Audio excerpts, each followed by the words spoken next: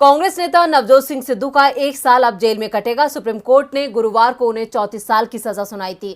सिद्धू ने supreme court के फैसले के खिलाफ क्यूरेटिव पिटीशन दाखिल की थी, लेकिन इसमें भी उन्हें राहत नहीं मिली। तो अब क्या होगा सिद्धू का राजनीतिक भविष्य, देखते हैं ये रिपोर्ट। कांग्रेस नेता नवजोत सिंह सिद्धू ने पटियाला कोर्ट में सरेंडर कर दिया है, जहां से उन्हें जेल भेज दिया गया है। दरअसल नवजोत सिंह सिद्धू को 34 साल पुराने एक मामले में सुप्रीम कोर्ट ने 1 साल की सजा सुनाई थी। सिद्धू ने कोर्ट के फैसले को स्वीकार कर लिया था। हालांकि उनकी ओर से बचाव की अंतिम कोशिश की गई और क्यूरेटिव पिटीशन दाखिल की गई।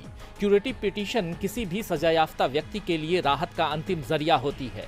इसमें सुप्रीम कोर्ट आर्टिकल 142 का उपयोग करता है। हाल ही में सुप्रीम कोर्ट ने सपा नेता आजम खान को अंतरिम जमानत देने में इसी का इस्तेमाल किया था, जिसके बाद आज आजम जेल से बाहर आ गए। लेकिन सिद्धू को कोर्ट से कोई राहत नहीं मिल पाई। सिद्धू ने खराब स्वास्थ्य के आधार पर सरेंडर के लिए कोर्ट से 1 हफ्ते की मोहलत मांगी थी, लेकिन सुप्रीम कोर्ट ने उनकी क्यूरेटिव पिटीशन तत्काल सुनने से इनकार कर दिया। दूसरी तरफ पंजाब पुलिस ने साफ कर दिया था कि सिद्धू अगर सरेंडर नहीं करते हैं तो फिर उन्हें गिरफ्तार किया जाएगा। सिद्धू के लिए जब राहत के सभी दरवाजे बंद हो गए तो उन्होंने सरेंडर कर दिया, लेकिन सरेंडर करने से पहले उन्होंने शक्ति प्रदर्शन भी किया। सिद्धू के लिए राहत की बात यह थी कि अभी तक उनसे दूरी दिखा रही कांग्रेस अब उनके साथ दिखने लगी है। सबसे पहले सिद्धू से कांग्रेस महासचिव प्रियंका गांधी ने फोन पर बात की। प्रियंका ने सिद्धू को भरोसा दिलाया कि पार्टी उनके साथ है। इसके बाद कांग्रेस नेताओं के बयान भी सिद्धू के समर्थन में आने लगे। दरअसल जिस मामले में सिद्धू को सुप्रीम कोर्ट ने सजा सुनाई है वो 34 साल पुराना है। 27 दिसंबर 1988 को सिद्धू का पटियाला में पार्किंग को लेकर 65 साल के बुजुर्ग गुरनाम सिंह से विवाद हो गया था। सिद्धू ने गुरनाम को एक मुक्का मार दिया था, जिससे गुरनाम सिंह की जान चली गई। इस मामले में सिद्धू पर गैर इरादतन जान लेने का मामला दर्ज किया गया था। सुप्रीम कोर्ट ने अपने फैसले में इसका जिक्र करते हुए कहा था कि क्रिकेटर का हाथ भी हथियार हो सकता है। भारत के पड़ोसी मुल्क इस वक्त आर्थिक संकट का सामना कर रहे हैं। पाकिस्तान से लेकर श्रीलंका तक लोग बढ़ती महंगाई से बेहाल हैं। वहीं भारत की अर्थव्यवस्था भी डगमगा गई है, जिसकी वजह से रुपया भी नीचे जा रहा है, क्योंकि डॉलर के मुकाबले रुपए की स्थिति लगातार कमजोर होती जा रही है, जिसका असर आम जनता पर पड़ रहा है। इसकी वजह से महंगाई आसमान छू रही है। पूर्व विदेश मंत्री रही सुषमा स्वराज ने मनमोहन सरकार को घेरते हुए सदन में कहा था कि रुपया केवल एक कागज का टुकड़ा नहीं होता, रुपए से देश की प्रतिष्ठा जुड़ी होती है।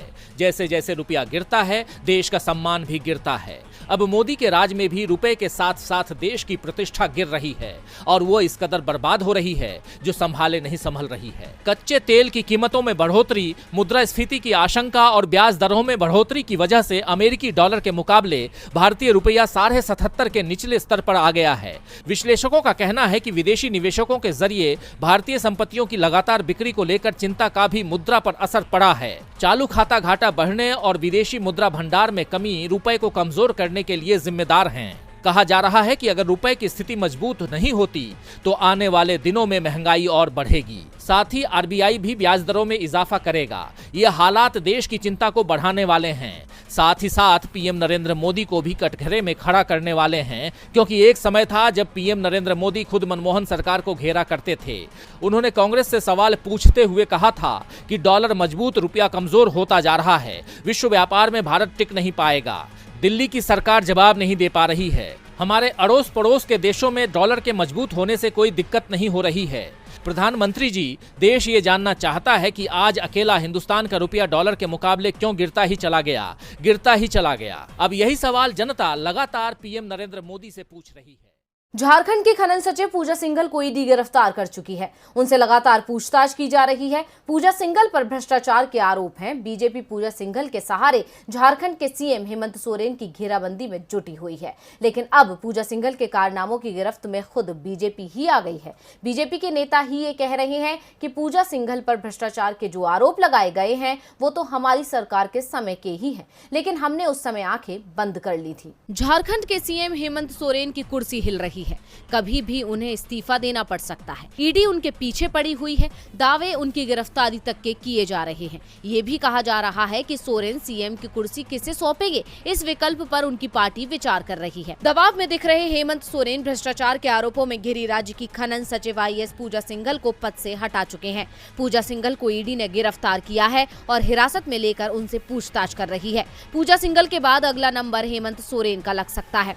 सोरेन सीएम हैं, इसलिए ईडी जल्दबाजी नहीं दिखा रही है, वो गहराई से जांच कर रही है। लेकिन अब इस जांच की आंच बीजेपी पर भी आने लगी है। पूजा सिंघल के कारनामे बीजेपी को मुश्किल में फंसाते दिख रहे हैं। दरअसल मनरेगा में हुए कथित भ्रष्टाचार के जिन मामलों की बात हो रही है, उनमें अधिकांश बीजेपी सरकार के समय के बताए जा रहे हैं। राज्य में जिस समय रघुवर दास के नेतृत्व में बीजेपी की सरकार थी, उस समय आईएएस पूजा सिंघल अपर मुख्य सचिव के पद पर तैनात थी और उनके खिलाफ मनरेगा में हुई गड़बड़ी की कई शिकायतें आई थी।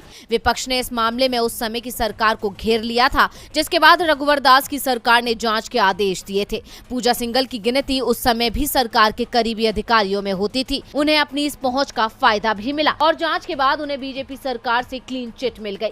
विपक्ष ने जांच पर सवाल उठाए, लेकिन उसकी आवाज दबा दी गई। लेकिन अब राज्य के पूर्व सीएम और बीजेपी नेता रघुवर दास ने खुद इस बात को स्वीकार कर लिया है कि पूजा सिंघल के खिलाफ जांच सही तरीके से नहीं हो पाई थी। हमारी सरकार ने ही पूजा सिंघल को क्लीन चिट दी थी, क्योंकि उस समय ईडी उनके खिलाफ कोई सबूत पेश नहीं कर पाई थी। झारखंड के सीएम हेमंत सोरेन ने भी बीते दिनों ये दावा किया था कि पूजा सिंघल के मामले में उन्हें जबरदस्ती फंसाने की साजिश हो रही है, जबकि घोटाले के तार पहले की बीजेपी सरकार से जुड़े हुए हैं। हेमंत सोरेन के दावे पर बीजेपी नेता रघुवर दास ने भी अपनी मोहर लगा दी है। ऐसे में ये सवाल उठ रहे हैं कि क्या पूजा सिंघल के सहारे बीजेपी झारखंड में तख्ता पलट की तैयारी कर रही है? घोटाले बीजेपी सरकार में हुए, सजा हेमंत सोरेन को देने की तैयारी